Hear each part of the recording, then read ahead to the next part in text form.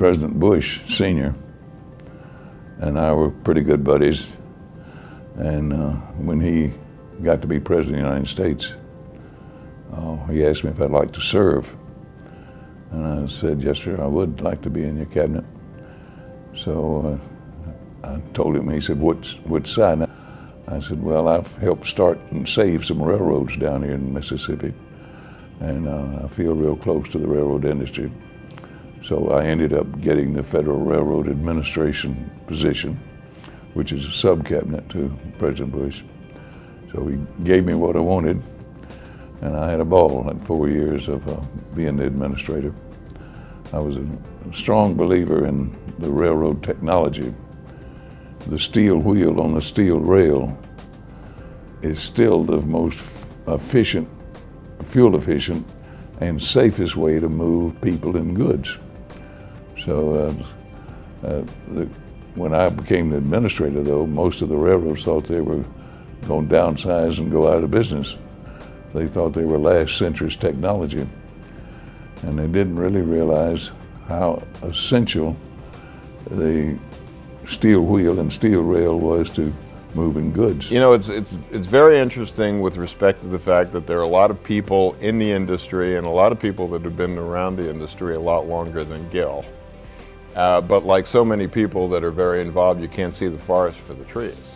When I became the Federal Railroad Administrator and started traveling around, and went out to Los Angeles, for example, and saw what was happening there in the container business and the shipping industry and the railroads.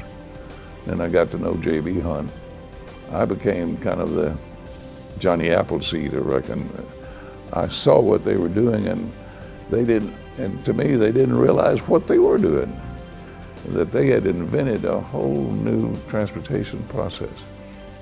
Coming in from the outside, he had a fresh perspective, and he could see probably better than any of us that were practitioners at the time what great opportunities there were in this business. Gil began to embrace more and more the idea that the real road to the future was the railroad, was the steel wheel on the steel rail, and you know, which could really deliver 10 times, at least 10 times the efficiency at the same cost of a gallon of diesel fuel. I became a real zealot, I reckon, for reminding the railroad industry that they weren't last century technology, but they were probably the next century technology.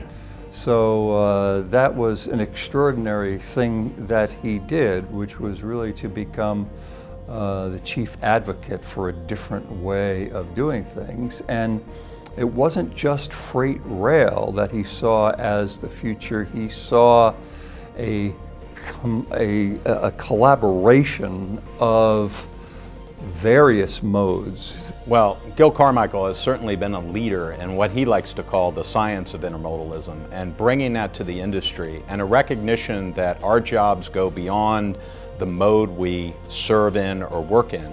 And really, it's about the transportation network, the interconnection among those modes. If you think of those modes as having been silo-like in the past, rail, passenger rail, trucking on the highways, maritime, ocean carriers, airlines, delivery, you know, every one of these modes operating as its own fiefdom.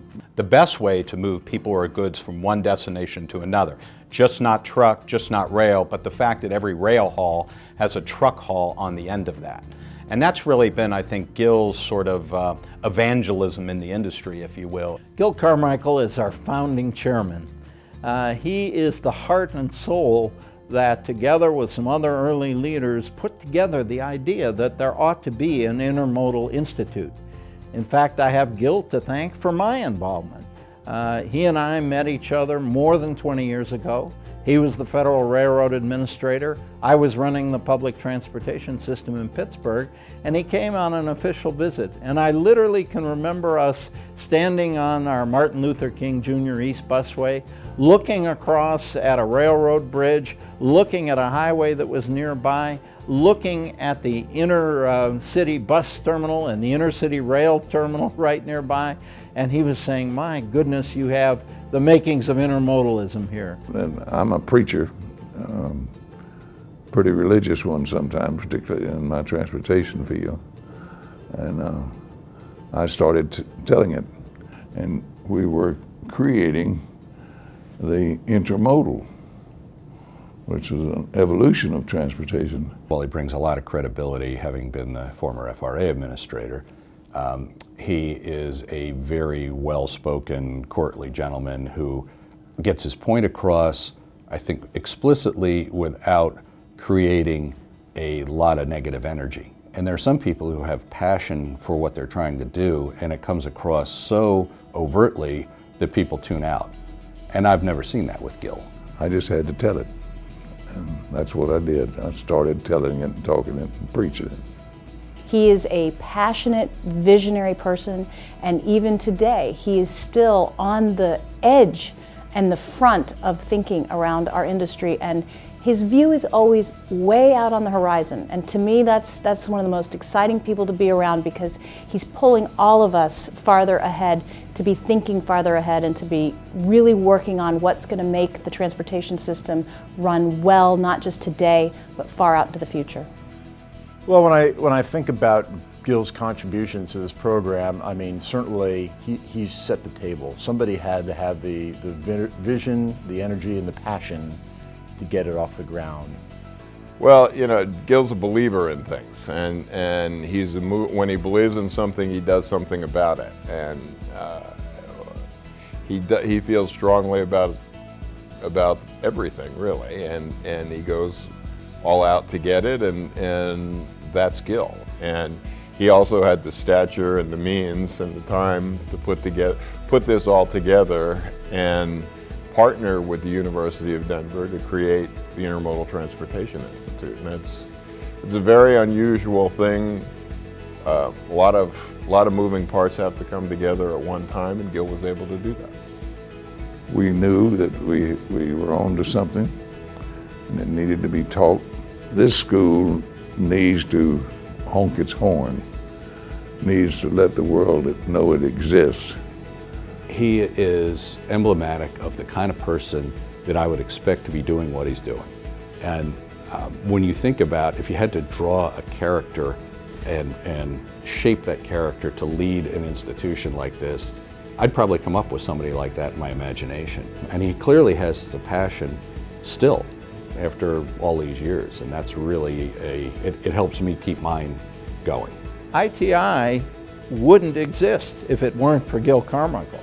It was his vision and his notion of a center, and then as he looked around the country at various universities, he found people at the University of Denver that were receptive to his ideas. So literally, without Gil Carmichael, the institute wouldn't exist, and probably there wouldn't be an intermodal program at the University of Denver at all. Gil was the key. He's our founder, our spiritual leader.